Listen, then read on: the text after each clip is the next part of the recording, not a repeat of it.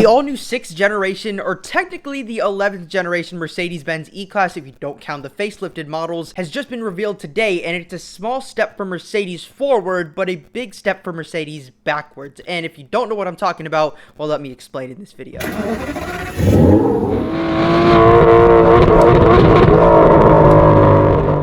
So if you haven't already, just subscribe down below to help me achieve my dream of becoming a successful YouTuber. I make all types of content on this channel, from everything from car reviews, vlogs, to my personal opinions, redesign cars, short videos, and even informative videos, and an occasional cinematic video. So basically every single thing a car person would want in a YouTube channel. So make sure you hit that subscribe button down below again, and turn on post notifications so you'll be notified every single time I make a new video. But this video isn't really going to be sort of like the mini docu-series that I do. That video will be saved for later. I also have that video planned up, and I'm still writing the script for that one, so just stay tuned for that, and subscribe and turn on post notifications for that video so you won't miss it. But the new E-Class, wow, I have a lot to say about this thing, because I'm kind of neutral about it, because, well, I think a lot of people are, and it's just a car. It's not ugly, but it's not pretty. It's just a car, so it's neutral, right in the middle, and that's the problem with most new modern Mercedes. Now, I do like the fact that it doesn't look like every other single Mercedes-Benz nowadays. Like with the previous E-Class, I don't exactly remember the code name for it, but it was the previous generation E-Class facelift, which was the car that came before this one, and it didn't look, well, it wasn't pretty. It just looked kind of blobbish. The rear did look pretty nice, but that was the only really good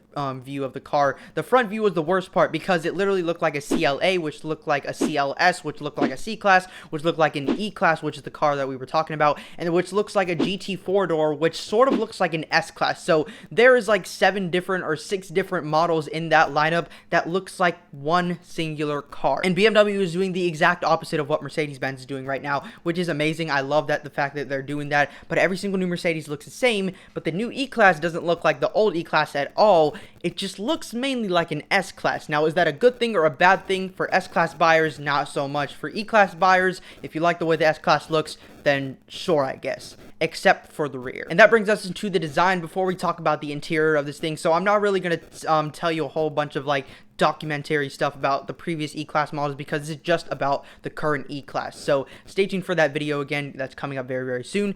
And now let's get into the design. So the front of the E-Class, it uses, or the 2024 E-Class, it uses a sort of mask feature, and I call that a mask. Some people have called it the Batman mask, but it's where those little black cladding, or not really cladding, it's like a gloss black little feature that morphs from the headlights into the grille. I don't really like that. It's inspired by the EQE electric car. I don't like it, as I said. It's just not really, I mean, it doesn't look terrible, but it doesn't look good either, if that makes sense. And now we do have a double bubble insert on the bottom part of the headlight. A lot of people said they don't like it, but I don't mind it, especially in black. But I don't get why they put 2 extra LEDs down there.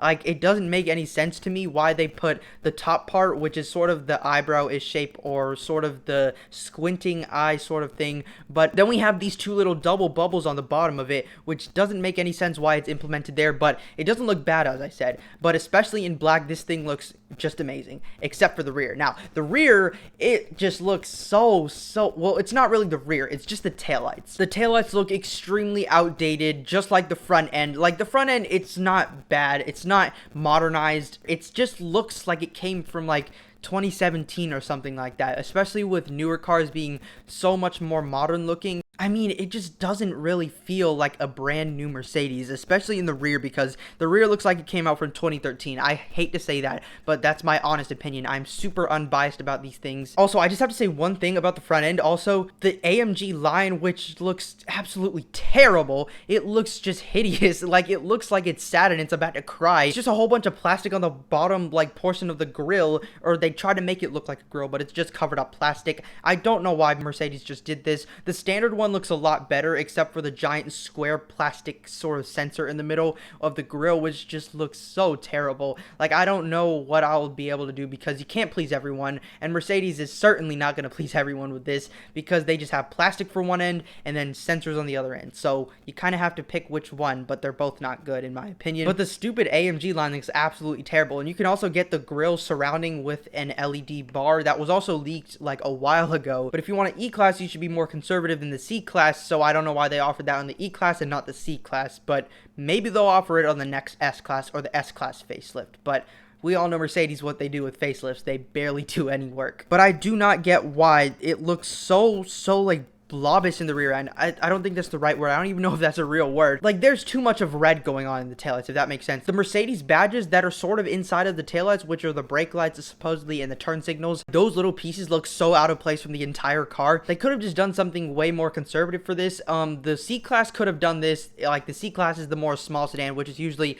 the more playful version, and the S-Class is the top tier version, which is the more serious and sort of elegant car, if you want to call it, even though the new S-Class is pretty aggressive.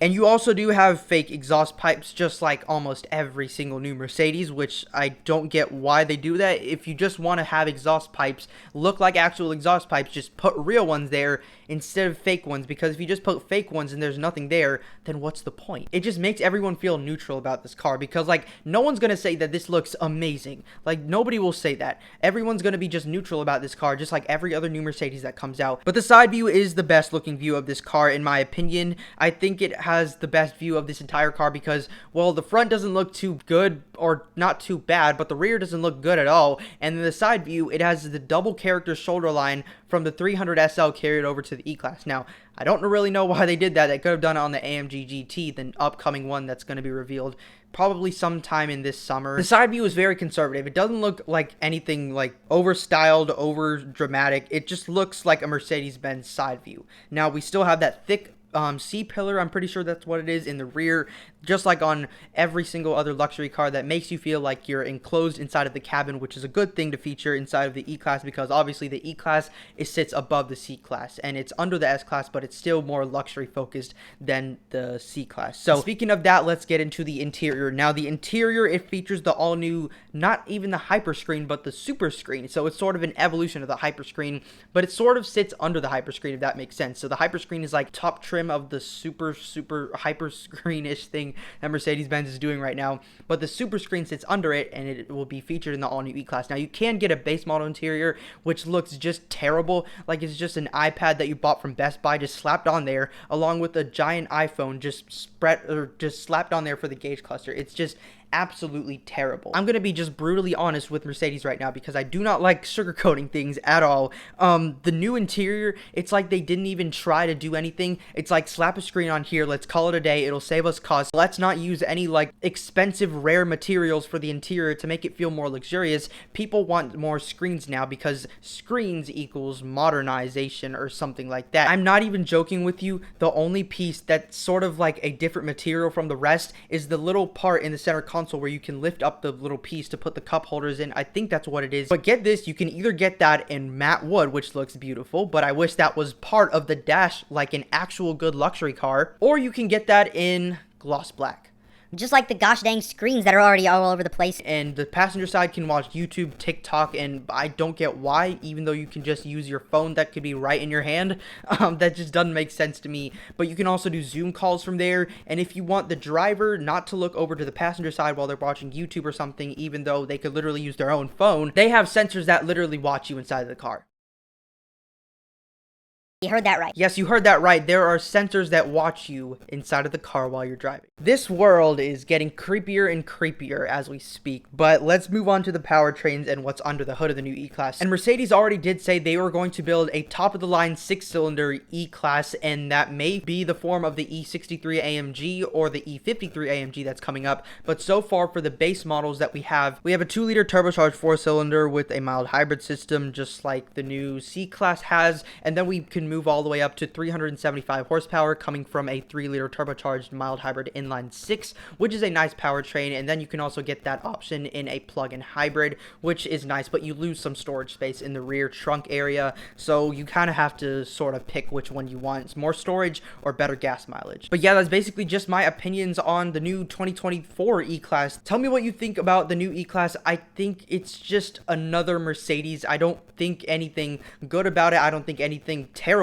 about it, but it just feels like another car. Like, it goes out through this part of my mind and out through the other, even though there's no opening. But subscribe down below to help me achieve my dream of becoming a successful YouTuber. I make all types of content on this channel, from everything from car reviews, vlogs, to my personal opinions, to redesigning cars, to short videos, and even informative videos. So basically every single thing a car person would want in a YouTube channel. So make sure you hit that subscribe button down below again and turn on post notifications so you'll be notified every single time I make a new video. And again, stay tuned for my sort of mini documentary series that I usually do on new cars that come out, coming for the E-Class also. But this video is just about my opinions again, but I do hope to see you in a future video. Again, tell me what your opinions are, but bye for now. Please subscribe. Lol, I have big dreams on YouTube.